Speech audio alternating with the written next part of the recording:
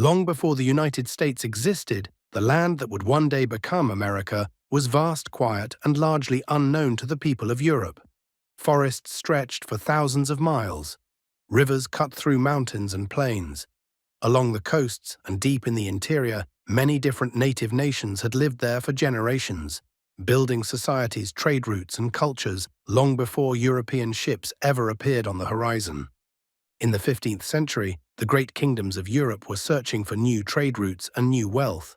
Spices, gold, and land meant power. Kings and merchants believed that somewhere across the ocean, there were riches waiting to be claimed.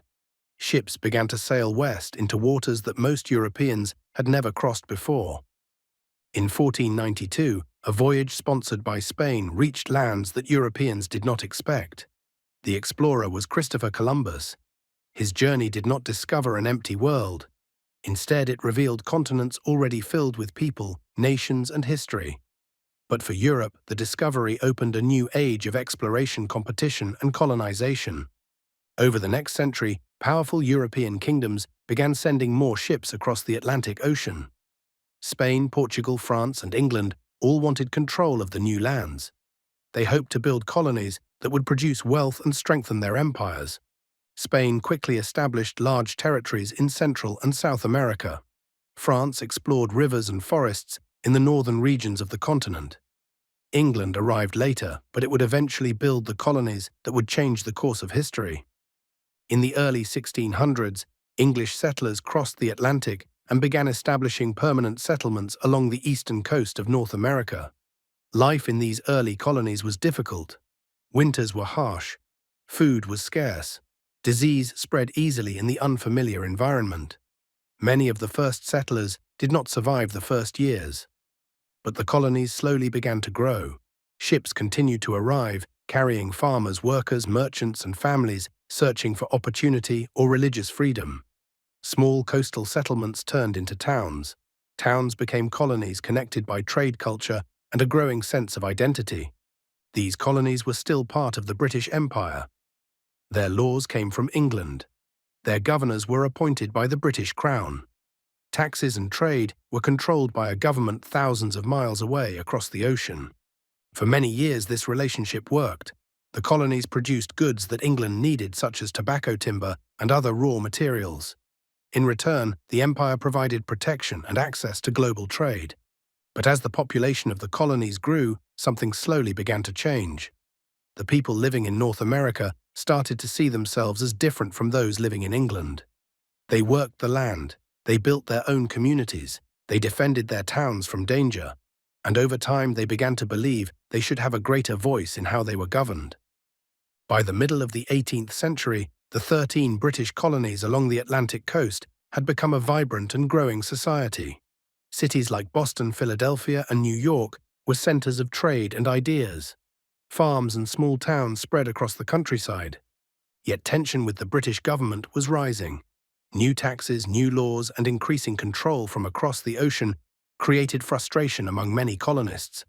They believed that if they were expected to follow the laws of the empire, they should also have representation in the government that created those laws. What began as political frustration would slowly transform into something far more powerful. A movement, a belief that these colonies could become something entirely new. Within a few decades, the growing conflict between the colonies and the British Empire would ignite a war that would change history forever. That conflict would become the beginning of the story of a new nation born from revolution. The nation that would later be known as the United States of America. America did not appear suddenly on the world stage. It emerged slowly from tension arguments and decisions made in crowded taverns, small assemblies, and town meetings across the colonies. Merchants, farmers, printers, and lawyers began speaking openly about rights, power, and representation. Pamphlets circulated from hand to hand, carrying ideas that questioned the authority of the British Crown and encouraged colonists to imagine a different future. One of the most powerful ideas spreading through the colonies was simple but dangerous to an empire. If people were expected to obey laws and pay taxes, then they should have a voice in the government that created those laws. Many colonists believed the British Parliament had no right to tax them because they had no representatives there. This belief would soon be summarized in a phrase that became famous throughout the colonies: no taxation without representation. In the 1760s and 1770s, the British government began passing a series of laws that increased control over the colonies. Taxes were placed on paper tea and other everyday goods. British soldiers were stationed in colonial cities to enforce these rules and maintain order. Instead of calming the situation, these actions only deepened resentment among the colonists. Protests began appearing across the colonies. Crowds gathered in streets and public squares. Merchants organized boycotts, refusing to buy British goods. Printers filled newspapers with arguments about liberty rights and self-government. For many colonists, the conflict was no longer only about taxes. It had become a struggle about who had the authority to rule their lives. One of the most dramatic moments came in the city of Boston in 1773. After a new tax was placed on tea, a group of colonists boarded British ships in the harbor and threw entire cargoes of tea into the cold, dark water. The event became known as the Boston Tea Party, and it shocked the British government. In response, Britain imposed harsh punishments on the colony of Massachusetts. Ports were closed, trade was restricted, and the presence of British troops increased.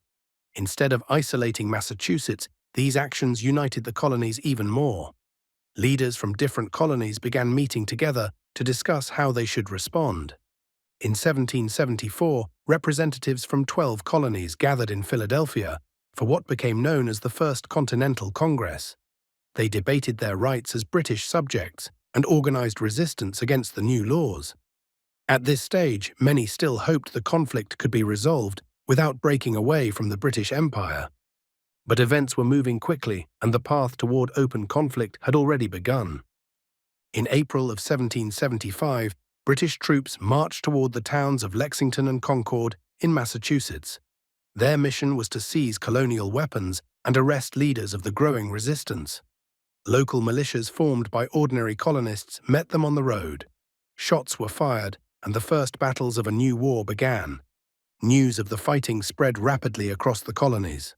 Farmers left their fields. Blacksmiths and carpenters joined local militias. Within weeks, thousands of colonists were preparing to fight against one of the most powerful empires in the world. What began as protests and political arguments had transformed into a revolution. And from that revolution, a new nation would eventually emerge, shaping not only the future of North America, but the course of world history.